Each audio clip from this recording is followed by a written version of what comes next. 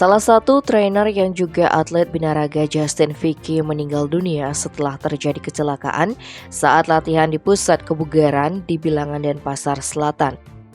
Justin Vicky mengalami patah tulang leher dan sempat dilarikan ke rumah sakit dengan kondisi kritis.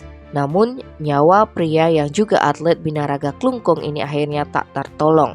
Dalam video yang beredar di dunia maya, kronologi kecelakaan itu terjadi saat Vicky sedang menjalani latihan dengan mengangkat beban ratusan kilogram menggunakan pundak. Di belakangnya terdapat rekan yang menjaganya. Di video itu terlihat Vicky kesulitan mengangkat beban.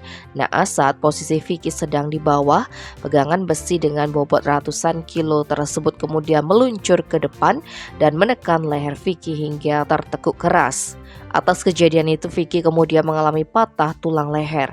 Akibatnya, saraf utama ke jantung dan pernafasan tergencet.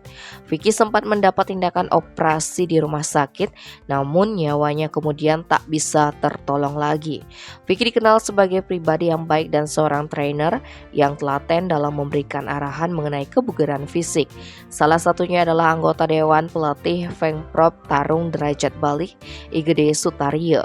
Pria yang akrab disapa Kang Gede di dunia tarung derajat Bali ini bercerita kedekatannya dengan Justin Vicky. Ia pun membeberkan jika Vicky adalah pribadi yang supel, baik dan juga santun dengan sesama orang dan tidak pelit akan ilmu serta sering berbagi pengalaman seputar kebugaran fisik dan kesehatan. Dipantau dari Instagram pribadinya @JustinVickyBaliIsland, ucapan bela sungkawa mengalir kepada Vicky, terutama dari kalangan olahragawan, teman dan orang-orang yang pernah dilatih maupun berlatih bersama Justin Vicky. Semua merasa kehilangan dan tak menyangka kepergian Vicky begitu cepat.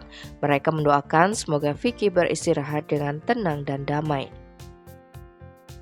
Tim Bali Express melaporkan.